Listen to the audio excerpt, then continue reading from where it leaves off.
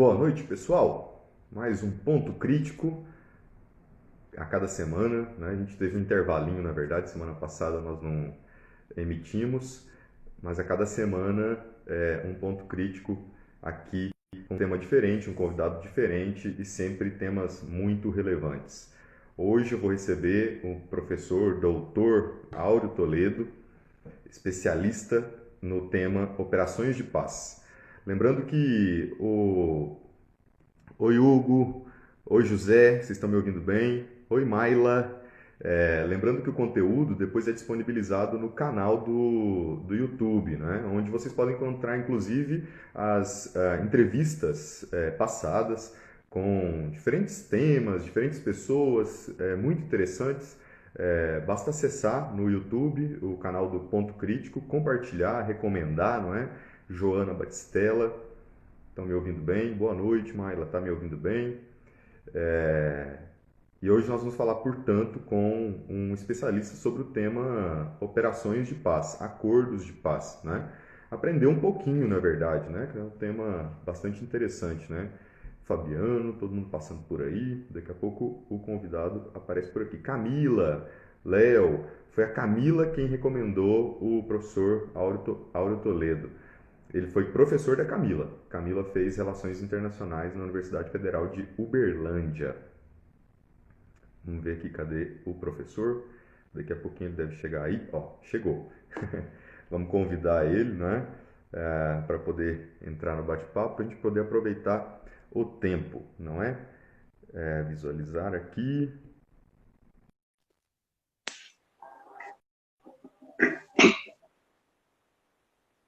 Boa noite, Camila. Obrigado. Boa noite, professor. E aí, Renato, tudo bom? Tudo muito bem. Está me ouvindo bem? Tô conseguindo te ouvir bem. Você me ouve bem aí? Também, aham. Em primeiro lugar, gostaria de agradecer a sua disponibilidade, seu interesse, né? Agradeci aqui antes a Camila, que está assistindo a gente. Ela foi sua aluna no curso de Relações Internacionais e foi a Camila quem me sugeriu o seu nome, né? E como sempre faço para as pessoas que acompanham a gente, depois vai assistir lá no YouTube também, né? Eu sempre procuro as pessoas pelo Instagram, mando uma mensagem e muitos gentilmente retornam, né? Então, eu gostaria de agradecer. O professor Áureo Toledo é doutor em Ciência Política pela USP, professor de Relações Internacionais do Instituto de Economia e Relações Internacionais da Universidade Federal de Uberlândia. Professor, em primeiro lugar, gostaria que o senhor falasse um pouco mais da sua carreira. A gente sempre abre o ponto crítico explorando um pouquinho a história pessoal profissional do nosso convidado, né? E eu vi no seu canal no YouTube que tem uma série ali sobre universidade.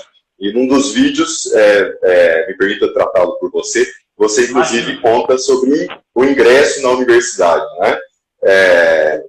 Mais uma vez, obrigado por ter vindo. Né? Que isso. Primeiro, Renato, eu queria te parabenizar, te agradecer pelo convite, agradecer a Camila pela indicação. A Camila foi minha aluna aqui no curso de RI na UF. Isso é legal porque eu fico sabendo de onde estão os estudantes, né? Fazia tempo que eu não tinha notícia da Camila. Mas, enfim, eu sou professor do Instituto de Economia e Relações Internacionais, como você disse, e a minha trajetória, ela começou na universidade no começo dos anos 2000, né? Eu comecei a fazer a faculdade de Relações Internacionais na PUC de São Paulo, e comecei a faculdade justamente em 2001.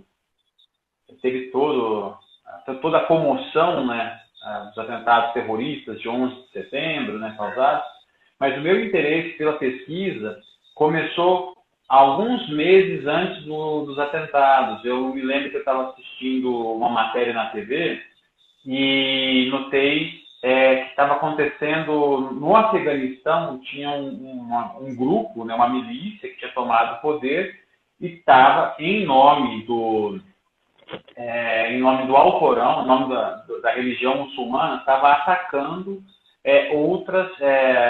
Eram estátuas milenárias de Buda que tinham no Afeganistão. Estavam destruindo isso. E aquilo me causou um estranhamento, porque eu sabia um pouco sobre o islamismo, né? Hoje eu acredito que eu li mais o Alcorão do que a Bíblia na minha vida, né? Algo que é incomum, mas aquilo me chamou a atenção e eu resolvi começar a estudar. Então, aquilo me levou a estudar o Afeganistão, no primeiro momento. Eu estudei o Talibã, né, no Afeganistão. E aí isso me levou, deu início à minha carreira na pesquisa. Então, eu comecei a estudar o processo de construção da paz no Afeganistão, no mestrado, né? Como é que estava sendo o processo de reconstruir o país depois dos atentados de 11 de setembro, depois que os Estados Unidos invadiram o país.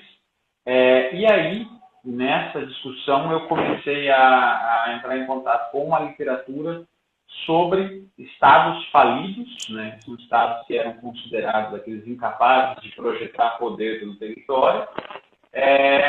E aí, depois, no doutorado, eu continuei com o tema, e ao continuar com o tema, aí eu fui analisar especificamente qual era a política dos Estados Unidos para reconstruir estados, né? Então, a minha trajetória na pesquisa começou nesse sentido, né? Começou a partir do Afeganistão, mas sempre com a discussão envolvendo construção da paz, operações de paz, né? O que a literatura chama reconstrução pós-bélica, né? Então, foi isso o tema que guiou um pouco, informou a minha trajetória na pós-graduação e depois também aí no nível de, depois que nas minhas disciplinas na UFA, também ministro de disciplinas sobre estudos para a paz, operações de paz, e agora também, mais recentemente, na minha trajetória no pós-doutorado que eu tive a oportunidade já de fazer. Então, é mais ou menos essa minha trajetória em termos de pesquisa, né? Na UFA, eu estou desde 2009. Eu sou um daqueles professores que tiveram a oportunidade de entrar na universidade cedo por conta do ReUni, né? A reestruturação das universidades, a criação de cursos de relações internacionais, foi algo que me permitiu entrar na UFA. Estou aqui há mais de 11 anos já. Mas você é de Uberlândia? Não, não sou. Eu nasci no Mato Grosso do Sul, sou de Dourados, Mato Grosso do Sul. Fiz o meu ensino médio, eu fiz no interior de São Paulo, em Assis, estado de São Paulo. E aí acabei indo para São Paulo, capital, para fazer a faculdade e depois a pós-graduação, no nível de mestrado e doutorado. Eu brinco com o pessoal aqui que quando eu fui prestar o concurso da UFO, né, eu não tinha vindo a Minas Gerais, né? Tinha ouvido falar de Uberlândia, mas acho que a única coisa que eu sabia mais de Uberlândia era que era a terra só para contrariar, aquele grupo de pagode, tá? Boa referência. Aí o pessoal aqui fala, eu estou há 11 anos, mas eles falam aqui que a transição para você virar mineiro ela é demorada, não é fácil não, tem uma série de testes aí e tal. Eu acho que estou em comparação disso. São bastante exigentes. Professor, eu tive que tirar os meus fones, porque não sei se a minha internet, na verdade, caiu, mas está me ouvindo bem? Estou te ouvindo bem. Tá bom. Então vamos começar falando, né? A nossa audiência ela é variada, né? Então vamos tentar de uma forma assim didática, né? Explicar o que consiste um acordo de paz, né? Quer dizer, hoje nós temos como tema operações de paz ou acordos de paz, né? No que consiste? Como eles são costurados, né? Sim. Essas é uma questão que eu acho que eu vou desmembrar ela em duas partes para poder tentar ser o mais didático possível, né? A discussão sobre resolver conflitos, né? Ela é antiguíssima, né? Você tem desde a trajetória lá, se você quiser voltar nos gregos, enfim. Mas a ideia é sempre de como é que a gente pode construir uma convivência pacífica dentro de uma sociedade, é algo que remonta a milênios atrás, se nós quisermos. O ponto aqui que eu acho que vale a atenção chamar é que mais contemporaneamente, o que a gente vem vendo? Que toda vez que emerge um conflito, o que a gente nota é que existem o que a gente chamaria na literatura especializada os frameworks, né, as referências para se construir, para se acabar um conflito e se chegar a um acordo de paz. Se a gente parar para recortar aqui temporalmente, sobretudo a partir da Guerra Fria, quando é fundada, depois da Segunda Guerra fundada a ONU, a resolução de um conflito, ela passava inescapavelmente, ela era entendida em termos estatais, né? Então, os conflitos, na maioria das vezes, eram entendidos como conflito entre estados e, portanto, o que você tinha que fazer era criar as condições para que os dois estados em conflito pudessem iniciar tratativas que levassem a um acordo de paz. Nesse sentido, as operações de paz, elas vão surgir lá no meio dos anos 50, mais ou menos, formalmente, né, na forma como nós conhecemos, no final dos anos 40, depois na década de 50 em diante. Elas surgem inicialmente como um meio para criar as condições para que dois estados pudessem negociar um acordo de paz. Basicamente, né, concretamente, o que isso significa? A ideia era que você criasse um cessar-fogo entre os estados, enviaria tropas para que esses estados não entrassem mais em conflito, e uma vez eles não entrando mais em conflito, você criaria as condições para que as elites desses países iniciassem um acordo de paz e, enfim, o acordo de paz seria assim, um documento formal com as exigências para que cada país as cumprisse e aí o conflito acabasse. Isso seria, então, basicamente como começou a história das operações de paz. As operações de paz lá na década de 50, 60, durante a Guerra Fria, elas eram informadas pelo que a gente costuma chamar de a trindade das operações de paz. As operações de paz, elas iam para conflitos e elas eram informadas pelo consentimento. Ela só ia se tivesse o consentimento de ambas as partes. Elas tinham que ser imparciais, né? Nenhuma das partes poderia ser beneficiada. E também esse terceiro elemento da trindade era o mínimo uso da força. As operações de paz usavam a força só em legítima defesa. Tudo isso para criar as condições para que os países, em discussões intra-elite, né, sobretudo nesse primeiro momento, pudessem desenhar então os termos dos acordos de paz. Olha, eu vou deixar esse território aqui, você deixa aquele acolá, enfim.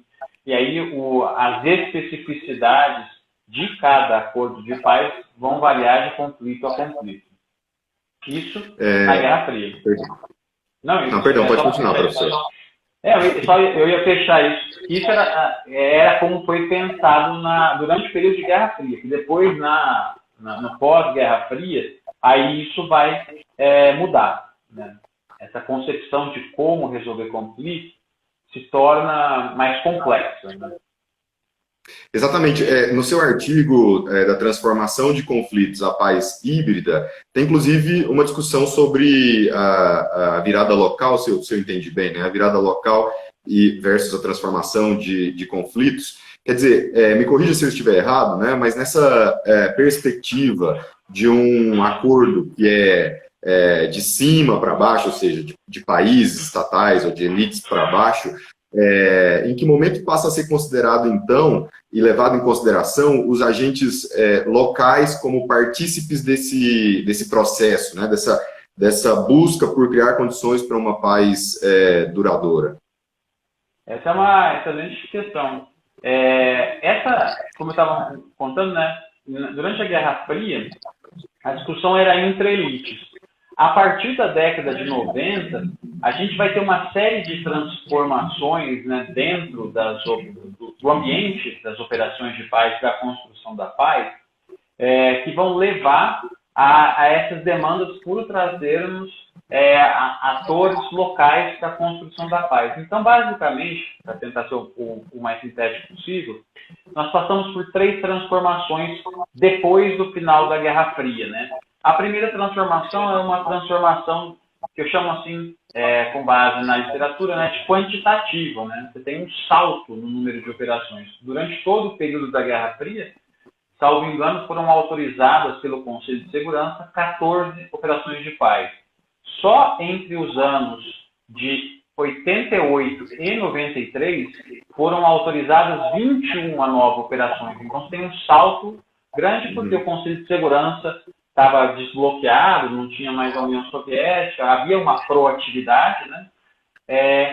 Uma segunda transformação é o que se chama de transformações qualitativas, né? Aí é um ponto importante que toca na sua questão, Renato. Essas missões agora não são apenas você criar as condições para um cessar-fogo entre países. As missões agora, elas se tornam muito mais complexas na medida em que elas vão agregar, além do componente militar, um componente humanitário, né? Um componente de desenvolvimento, né? E aí, quando você adiciona esses elementos, né, que a paz agora não é entendida só no que a gente chama de paz negativa, paz enquanto ausência de conflito, né? A gente pode pensar agora em termos de paz positiva, né? Que é a ideia de que a paz tem um conteúdo específico que envolve desenvolvimento, direitos humanos. Isso está em disputa até hoje, o que seria essa paz, né? Mas quando você acrescenta esse elemento, aí você abre todo um leque de possibilidades, né, para a inserção desses atores. Então aí, por exemplo, uma série não só de desenvolvimentos acadêmicos, mas também desenvolvimentos políticos, vão levar à ideia de que, olha, não se trata mais a gente pegar um modelo e aplicar de cima para baixo nos países. O que a gente tem que fazer é o quê? É pegar, olhar para a população local, para essa conjuntura sócio-histórica na qual esse país está inserido, identificar os atores que ajudam na construção da paz e, a partir deles, né, empoderá-los para tentar construir a paz de baixo para cima. E aí surge um movimento, né, grande que se chama de virada local, né? A virada local, ela começa tem a primeira virada local dos anos 90, que tem, sobretudo, aí a ideia de que agora não se trata mais de conversas entre elites, né? Você tem isso na literatura sobre acordos de paz, se chama Track 1 Diplomacy, né? Diplomacia da faixa 1, né? Que são as elites. Eles acrescentam agora pelo menos mais duas faixas, né? Tem o Track 2 e o Track 3 Diplomacy, que é você trazer atores intermediários e aqueles que estão embaixo para negociação. Chama muito a atenção nessa discussão, né? Você começa a integrar esses atores que estão em outras camadas da sociedade para os processos de paz. E aí isso vai abrir, então, as possibilidades para movimentos da sociedade civil pensarem participarem de acordos de paz. E até mais recentemente, a gente tem algumas coisas muito interessantes nessa literatura, né? Não só literatura, mas nas práticas políticas. Por exemplo, agora você tem a construção de como é que eu construo indicadores para medir paz, né?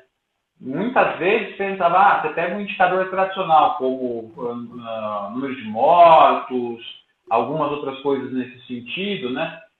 Agora a ideia é justamente você pegar outros índices não convencionais. Eu vi recentemente que para você medir paz, tem gente que propõe usar não aumento de PIB, número de mortos, etc., mas, por exemplo, índices como tem um índice famoso que é o índice de felicidade.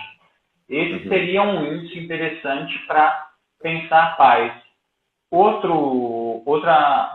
Outra forma interessante de medir a paz seria construir indicadores a partir da população local, né? Então, eu vi alguns esforços de pesquisadores que eles vão às zonas de conflito interagem com as pessoas e, ao interagir com as pessoas, começam a perguntar para elas o que elas entendem por pais, né?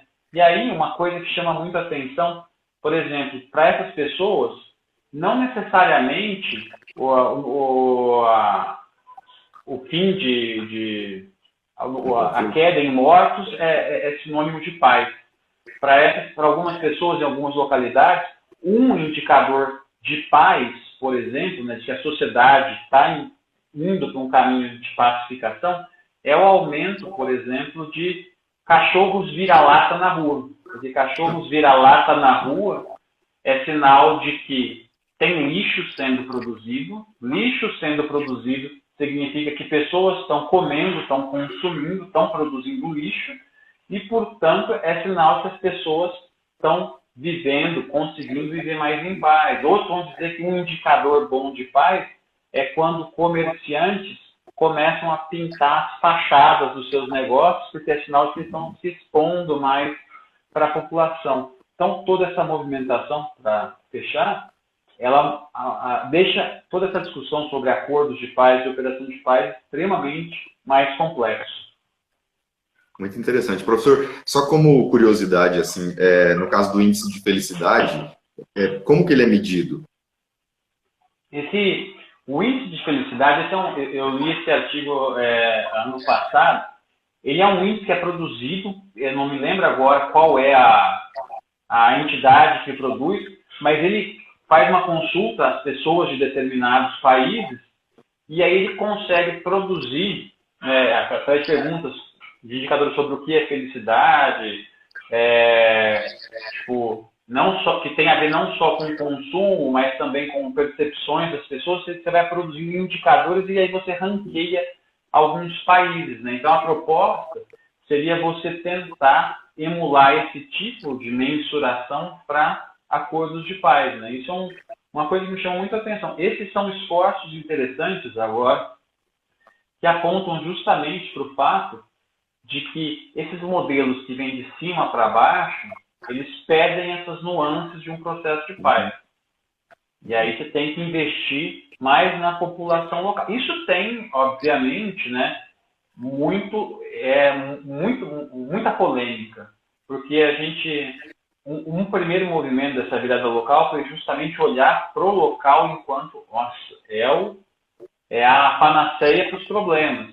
Mas muitas vezes o que se tem é o local reproduzindo violência estrutural. E aí aparece a questão, como é que a gente rompe esses ciclos de violência, né?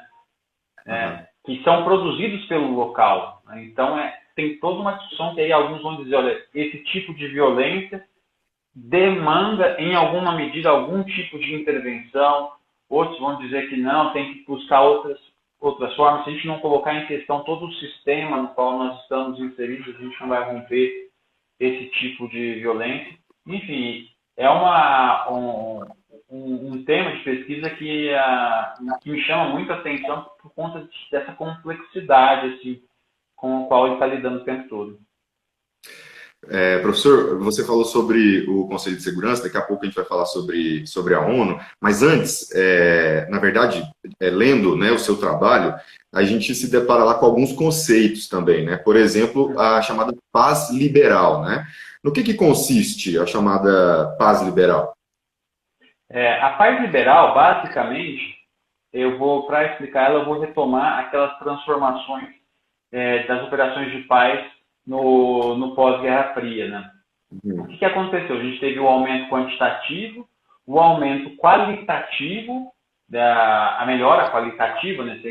Você acrescentar essa dimensão humanitária de desenvolvimento, mas você tem também uma mudança, à época que ficou conhecida como mudança normativa. E essa mudança normativa, o que era? Agora, as operações de paz, não só as operações de paz, mas todos os esforços para construir paz, porque uma operação de paz ela é uma engrenagem para se alcançar a paz. Você tem diversas outras formas, tem a preventiva, enfim, você tem outros tipos de esforço. Mas a ideia dessa mudança normativa é que as operações de paz e o processo de construção da paz de uma forma geral, ele seria informado pela ideia de que a paz seria resultado da democratização de países. Isso parte de um diagnóstico de que conflitos civis, que eram a grande questão nesse momento, eles tinham como suas raízes a dificuldade das pessoas nos seus países em vocalizar as suas demandas, né? Em países autoritários que reprimiam a sua população, era isso que, em alguma medida, geraria conflitos, né? O argumento seria esse. Então, a ideia é que, a partir do momento que você democratiza esses países, a incidência de conflitos pode vir a diminuir, né? Então, a ideia era de que vamos, então, democratizar os países, vamos também, e aí vem o pacotão, né, que eu chamo da paz liberal, era você, além de democratizar, você teria que fazer o quê? Transformar esses países, né? O argumento é que você teria que incentivar, mas na real era meio que forçar mesmo esses países a aplicar reformas liberalizantes, né? Abrir as suas economias, né? E entrar, então, se tornarem, ao fim e ao cabo, países democráticos, liberais, com uma economia orientada ao mercado. A paz liberal seria, então, os pacotes, né, de transformações que os países teriam que fazer, né, que teriam todas as reformas que eles teriam que levar a cabo para que eles alcançassem a paz. Era uma paz pensada, então, a partir de um determinado modelo de organização político-social, né? É o momento de final da Guerra Fria, é o fim da história, é a democracia liberal como o melhor modelo político e econômico para as sociedades. Então, isso passou muito a informar os processos de construção da paz. É à luz também dos fracassos dessa paz liberal em se implantar.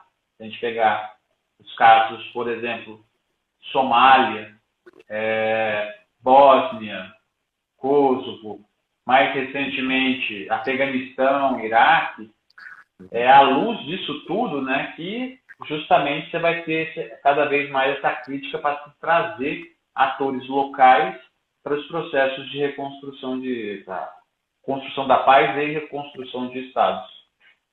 Eu justamente perguntaria se o uso de meios militares, né, para forçar os países a se tornarem democracias liberais, democracia liberal, se não há em si uma contradição, não é?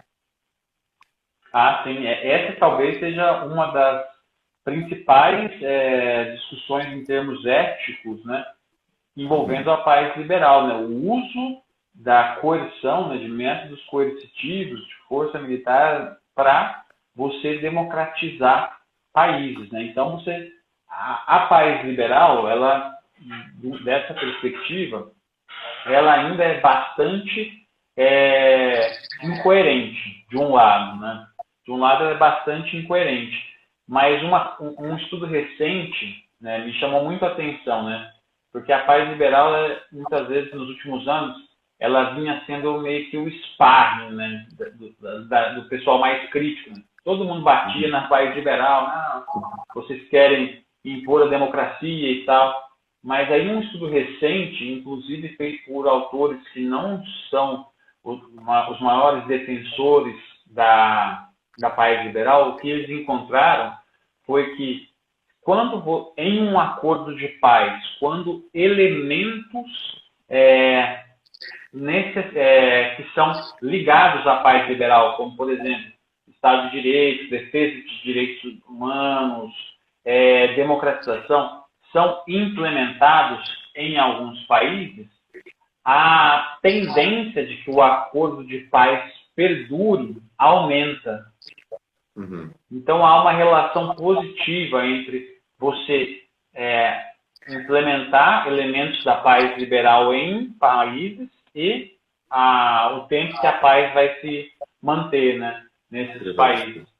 Então, é algo que é muito complexo, que ao um só tempo você tem essa questão ética, posta que é extremamente complexa e, se a gente parar para pensar, ela é incoerente, você usar meios coercitivos para construir paz. Mas aí você tem alguns elementos da paz liberal que, se implementados devidamente, tendem a ampliar, a melhorar o tempo, a paz tende a... Você não tem reincidência de conflito. Né? Então, o que está se abrindo agora, talvez, é uma discussão, beleza. Esses elementos são importantes, eles mantêm a paz. O que a gente talvez tenha que levar em consideração é justamente quem implementa. Né? Você vem gente de fora, mas será que não são essas pessoas de baixo, a população local, outros agentes que estão contribuindo também para essa implementação? Então tem uma série de pontos em aberto ainda sobre toda essa discussão. Professor, sobre a ONU, o Conselho de Segurança, né, a gente tem visto muitas críticas em relação à instituição, né? Em meio à disseminação rápida do coronavírus, o secretário-geral da ONU, Antônio Guterres, né, no dia 23 de março, decidiu emitir uma declaração pedindo um cessar-fogo global, com vistas a combater o coronavírus, que ele chamou da verdadeira guerra de todos, né? Muitos países sequer responderam o secretário, né? O Conselho de Segurança da ONU falhou em reconhecer formalmente o pedido de Guterres, e isso se deve às tensões políticas crescentes entre Estados Unidos e China, não é? Antes de fazer uma análise desse momento, portanto, de críticas, né, em que a ONU e as suas instituições estão sendo questionadas, né, eu gostaria que você falasse um pouco sobre o Conselho de Segurança, né, quer dizer, o papel dele, né, e, se possível, também um pouco sobre a ONU. Né. Em seguida, portanto, são 2 ou 3 perguntas aqui, né. Em seguida, fizesse a análise desse momento, portanto, que nós estamos vivendo agora, em que muito se questiona o papel da ONU, e também, em outros momentos, o Conselho de Segurança também foi alvo de críticas por ter falhado, né? Não evitou massacres. A gente poderia citar Ruanda, Síria, República Centro-Africana, Sudão do Sul, não é? Sim. Essa é uma questão bastante... ela tem pontos que acho que vale a pena a gente destacar. Se a gente parar para pensar, formalmente, as operações de paz, elas são pensadas a partir do funcionamento da ONU. Isso não quer dizer que antes da ONU, se a gente quiser pensar, por exemplo, a Liga das Nações, não houve mecanismos para resolução de conflitos, né? Eles existiram, né? Alguns se argumenta, inclusive, que alguns desses mecanismos até funcionaram. Você tem, por exemplo, o envio de tropas internacionais para o porto de Danzig, na Polônia, que, se não me engano, seria um exemplo de uma forma de você monitorar de fronteiras e um controle. O problema qual foi? O problema dos esforços pretéritos, né, à ONU, né, a criação de mecanismos para a resolução de conflitos, foi que a institucionalidade, por exemplo, da Liga das Nações, ela era fraca, né? Então, por exemplo, você não tinha na Liga das Nações Estados Unidos, União Soviética, Alemanha e Japão, por exemplo. Então, se você não tinha esses atores, que institucionalidade vai sobreviver? Então, quando vem a ONU, o que acontece? Ela tenta, em alguma medida, remediar, vamos colocar assim, os problemas apresentados pela Liga das Nações. Então, por exemplo, para tentar incentivar as potências da época a entrarem na organização, a saída foi justamente o quê? Você criar o Conselho de Segurança, em que se daria o poder de veto para alguns países, e, para tentar balancear isso, você teria a Assembleia Geral, onde você teria um país, um voto. Né? Então, estou fazendo esse exemplo para apontar o quê? É o Conselho de Segurança quem, de fato, ele define, autoriza uma operação de paz ou não. Só que essa é uma definição que, em última instância, leva em consideração interesses políticos. Isso é inescapável, né? Talvez o exemplo mais simbólico assim, de uma ocasião em que um ideal informou uma decisão foi quando, por exemplo, isso nem passou pelo Conselho, mas foi quando os Estados Unidos resolveram mandar tropas para a Somália em 93, né? Não, vamos ajudar, toda aquela comoção pelo conflito na Somália, mas o fato é que os Estados Unidos enviaram as tropas. A partir do momento que os soldados americanos começaram a morrer, né, e ao vivo na TV, os Estados Unidos tiraram as tropas, né? Então, nos estudos que a gente tem sobre o Conselho de Segurança e a autorização das missões de paz, o que a gente vê é o quê? Tem uma tendência, é possível encontrar uma tendência. Analisando as decisões do Conselho, as missões onde elas foram autorizadas, o que a gente encontra? Que é mais provável que o Conselho, que em alguma medida elas vão, já vão incidir em países que não são do radar de potências.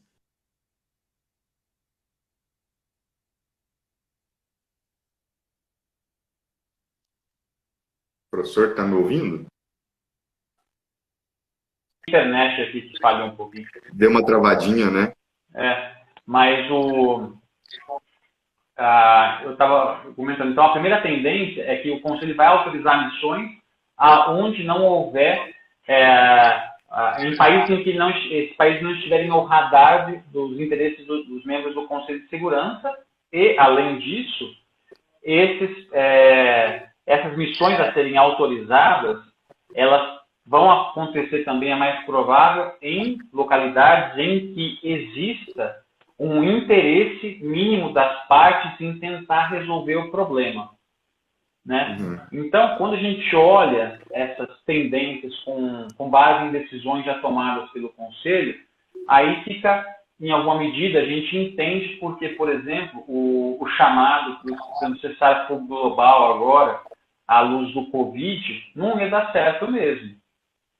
Né? Porque por mais que o Guterres tenha feito, eu vi um estudo recente que mostra que em algumas localidades, por exemplo, salvo engano na Síria, em uma localidade na Síria, antes do chamado global do Guterres, os contendores, eles mesmos, vamos, por conta da pandemia, vamos parar. E pararam. Em alguns outros lugares, por exemplo, no Afeganistão, salvo engano, depois do pedido de cessar-fogo global, as partes resolveram parar.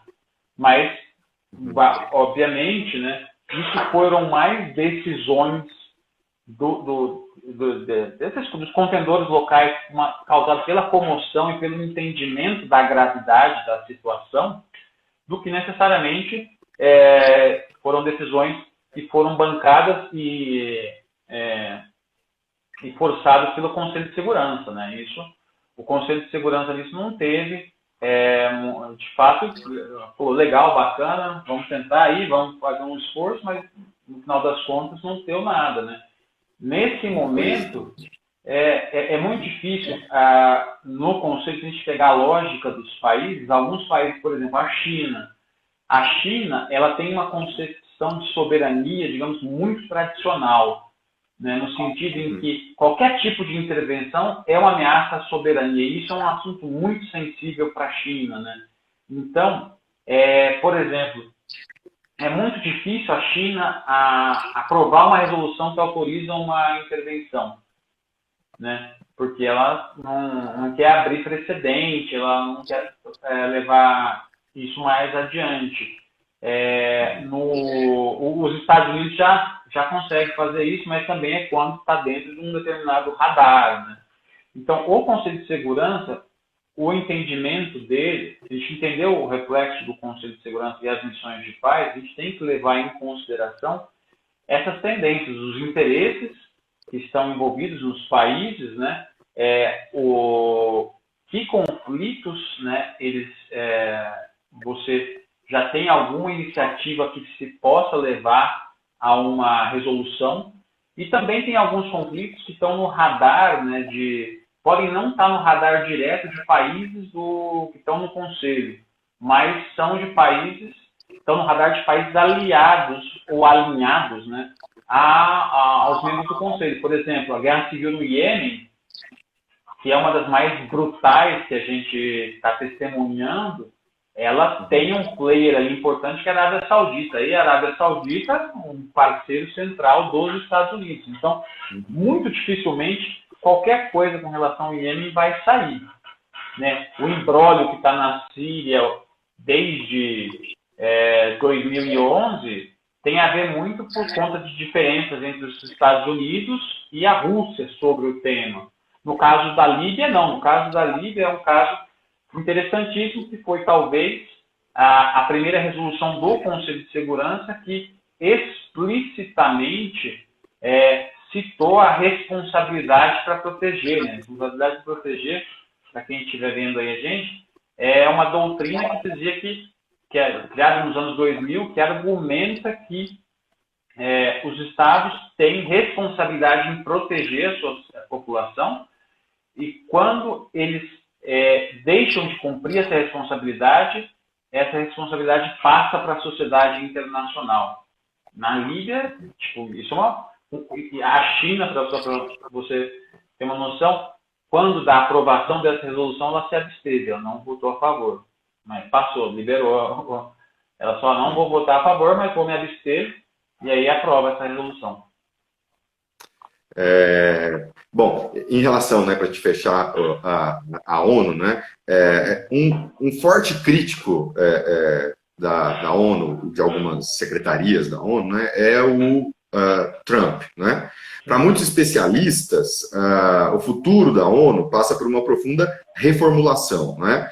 Como você vê, portanto, essa transição Estados Unidos do Trump e os Estados Unidos do Biden em relação ao futuro da ONU? Essa é uma... quando a gente pega em perspectiva, né, o papel dos Estados Unidos em relação aos organismos multilaterais, né, a gente vai ver, a gente pegar desde o pós-guerra, pós-Segunda Guerra Mundial e até hoje, né, os Estados Unidos foi né, com todos os problemas, né, que teve, que apresentou, com a forma como ele instrumentaliza muitas vezes essas instituições a seu favor, mas os Estados Unidos foi um construtor institucional. Muitas vezes ele bancou, né, a construção dessas instituições, e a ONU foi uma delas, né? Por entender justamente que essas instituições atenderiam seus interesses e talvez incidentalmente atenderiam interesses de outros países, né? O fato é o seguinte, que com o Trump, né, a gente tem uma rejeição, né, uma rejeição à atuação via instituições multilaterais. Há todo um debate, né, que, no entanto, que antecede isso, né? Por exemplo, há o fato de que, por exemplo, mesmo lá no governo Bush, né, em 2003, quando da invasão do Iraque, essa invasão foi feita sem aprovação do Conselho de Segurança, né? Tem todo um debate muito interessante, né, que é feito sobre se o Conselho de Segurança deve aumentar os poderes de veto, os países com poder de veto ou não dentro do Conselho. Mas o ponto que eu chamo a atenção aqui é que esses críticos contrários ao aumento da cadeira dos membros permanentes com poder de veto no Conselho, os críticos vão dizer o seguinte: olha, se a gente aumentar muito os pontos de veto dentro da instituição, o que eventualmente pode acontecer é fazer com que as grandes potências atuem à margem da instituição, né? E aí isso pode, enfim, colocar em risco. Mas o ponto aqui é o quê? Se a gente parar para comparar, então, Obama, o Trump, o que a gente vai ver é que o Obama era um cara que tinha uma visão sobre as instituições internacionais que achava que era importante que os Estados Unidos fizessem parte, né? Trump já acha que, em alguma medida, as instituições têm que atuar, os Estados Unidos têm que atuar à margem dessas instituições, que não pode atuar. Mas o que a gente olha, né, por exemplo, é que, olhando especificamente, né, para o orçamento das operações de paz, em 2019, né, o orçamento para todas as operações de paz era de algo em torno aí de 6,7 bilhões de dólares, né, para todas as operações de paz. O principal doador são os Estados Unidos, ainda. No ano de 2020, no último ano, esse valor caiu, porém, os Estados Unidos ainda são o doador principal. Então, tem toda uma retórica do Trump contra, mas aí é importante dar esses números. Então, você tem uma retórica, você tem um afastamento, você tem uma reversão de acordos internacionais, mas em alguns lugares há algumas constâncias ainda, eu chamaria a atenção. Com o Biden agora, eu acho que a ideia é voltar um pouco ao que era no governo Obama, que é o reconhecimento de que é importante atuar mediante as instituições, porém, né, se as instituições não permitirem, né, que se avance interesses dos Estados Unidos, não há problema nenhum para a administração democrata atuar à margem, né, também. Né? Eu vi um meme muito legal na internet, né? Qual que é a diferença para a política externa do Trump e do Biden? Né? Você tem um aviãozinho lá, era o Trump, tacando míssil nos países. Aí o do Biden era o mesmo avião tacando míssil, mas você tinha umas florzinhas, um negócio, um sorrisinho no avião. Né? Eu vi. Professor, a gente está quase... O tempo passa muito rápido, né? Estamos caminhando para o fim. Mas eu gostaria de falar sobre o Brasil. Eu visitei o site do Ministério das Relações Exteriores e lá, qualquer um pode ler, que conforme o artigo 4º da Constituição Federal, dentre os princípios que regem as relações internacionais do Brasil estão a defesa da paz, a solução pacífica de conflitos e a cooperação entre os povos para o progresso da humanidade. Também me corrija se eu estiver errado. Este governo sugeriu, ou pelo menos foi simpático, a uma intervenção na Venezuela, né? A nossa diplomacia tem se comportado em consonância com a nossa Constituição? Eu, particularmente, acho que não. Eu vejo com muitas críticas à política externa brasileira no atual governo.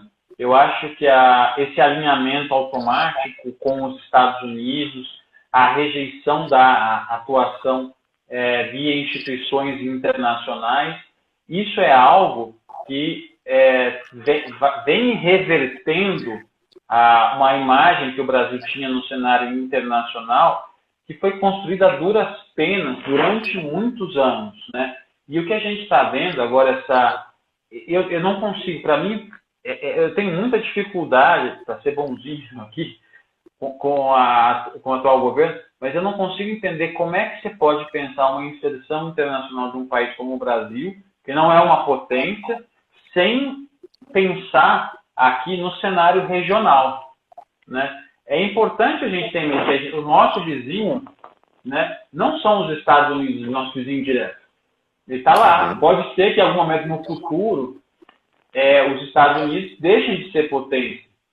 Né? Mas a gente tem relações diretas com outros vizinhos. A Venezuela é um deles, né? A Argentina é outro.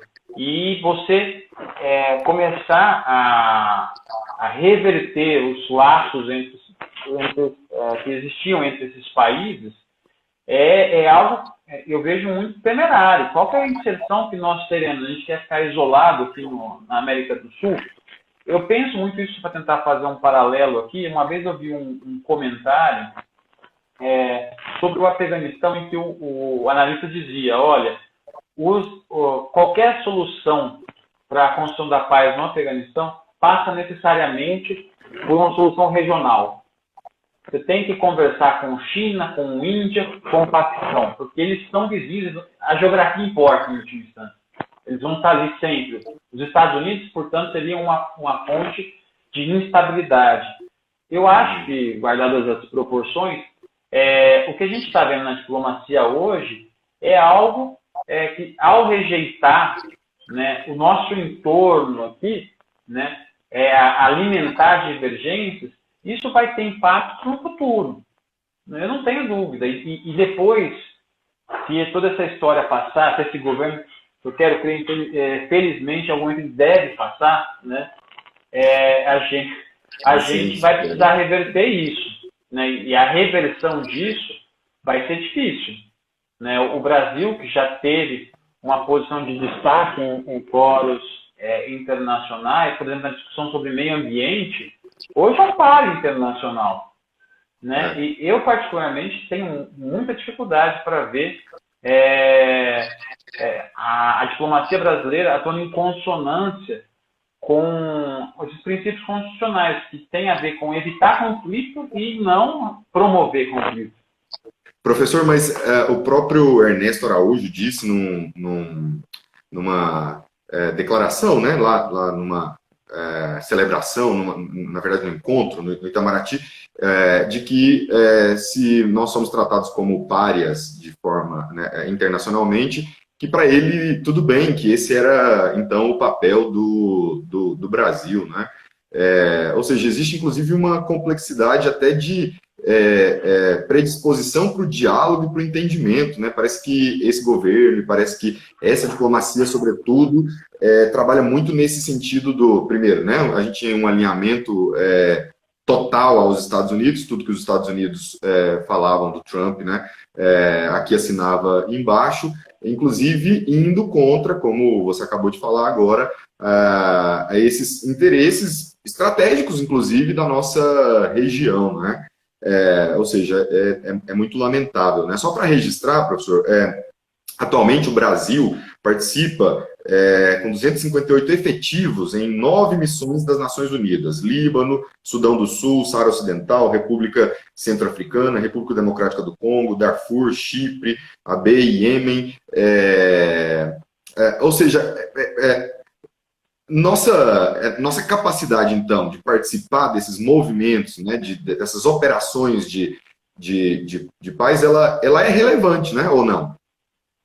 Se a gente parar para pegar em perspectiva histórica, há analistas que argumentam que o Brasil participou de muitas operações de paz. Eu não me lembro agora de cabeça o número total, mas quando a gente para e pensa, por exemplo, naquele período de 2004 até 2010, ali em que você teve a MINUSTAH, né, a missão no Haiti, o Brasil estava entre os 10 países que mais mandavam tropas para o exterior, sobretudo ali por conta da MINUSTAH.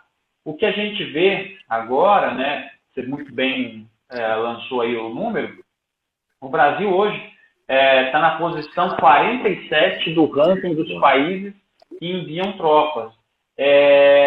Se a gente pegar esse ranking, né, você vê o primeiro colocado é Bangladesh, o segundo é Etiópia, depois Ruanda, Nepal e Índia. Então você vê o quê? Com muitos países não potentes, né? Você vê, Bangladesh não é uma potência, mas é o que mais manda tropas, né? Há interesses, né? Há ganhos em você enviar tropas, você dá experiência internacional para as Forças Armadas, isso é relativo, alguns falam que tem retornos financeiros, o peacekeeper vai ganhar em dólar, mas às vezes não é bem isso. Você, além de dar experiência, você, por exemplo, em algumas situações, você consegue prover para as Forças Armadas um papel relevante. No caso do Uruguai, só muito rapidamente, com a redemocratização, o Uruguai tinha umas Forças Armadas muito grandes, né? Foi um país que estava saindo do período ditatorial, que vai fazer as Forças Armadas depois, né? Então, o Uruguai passou a entender que a inserção em operações de paz era algo que dava uma função relevante para as missões. Então, você tem alguns ganhos em participar de operações de paz. O Brasil, agora, nos últimos anos, ele já teve, né, pessoas, há um interesse de parte das Forças Armadas em enviar tropas, porém, agora esse interesse depende também de você pagar a ONU, de você participar da vida institucional da ONU. E o que a gente está vendo é um rechaço, em alguma medida, a isso, né? E se você rechaça, você não vai fazer parte. Com muito pesar que eu vejo a política externa brasileira hoje. É muito triste. Para mim, por exemplo, que viu dos anos 90, anos 2000, 2010, a gente vê uma política externa que era mais ativa, enfim, que entendia a inserção internacional como algo importante para o desenvolvimento do país. Se olhar hoje, é lamentável, viu? A gente vê o que está acontecendo. Professora, eu vou completar agora 40 anos e eu me lembro com uma memória assim, muito fantástica de um momento na escola em que eu peguei uma revista Veja e que falava sobre globalização, uma capa verde assim que tinha um mapa mundi e falava-se sobre globalização. A gente usou a revista para fazer um trabalho e tal, quer dizer, lá, se não me engano, sexta série, a série especificamente eu não lembro, oitava série, algo assim, né? Portanto, faz já muitos anos, né? Então, esse tema de globalização que já ficou demodé já, né? Nesse momento, 2020, um momento de extrema interligação entre os países, essa necessidade, inclusive, de estar interligado, de se posicionar, e a gente vê, na verdade, um governo que se fecha, né? Porque essa declaração, por exemplo, de ser pária internacionalmente, ou de se posicionar contra temas que são relevantes e importantes internacionalmente, como o meio ambiente, que você falou, né? E tantos outros também, né? Temas colocados aí, ditos conservadores, e que o Brasil se alinha a minorias, né? É muito lamentável, né? Muito lamentável. Professor, a gente está chegando no final. Antes da gente, 4 minutinhos, né, da gente terminar, eu gostaria de agradecer imensamente sua participação. A gente foi uma aula mesmo, né? Muito boa mesmo, muito boa, muito boa. Eu queria agradecer e queria deixar esse restinho de tempo, se você puder, né? Se você quiser, às vezes, divulgar algum trabalho, algum site, né? Ficar à vontade. Mas eu vi também no seu canal que você considerou ali, fez uma série também sobre Covid-19. Até gostaria de ter explorado isso um pouquinho mais, né? Não estava combinado, a gente ia falar só de operações de paz, né? Mas ali tem um videozinho que chama a atenção, que é sobre 2 lições, o que eu aprendi sobre a Covid, e também, né, respostas bem-sucedidas à Covid-19, que saem do Vietnã, do Paraguai, da Nova Zelândia, né? 3 minutinhos para falar.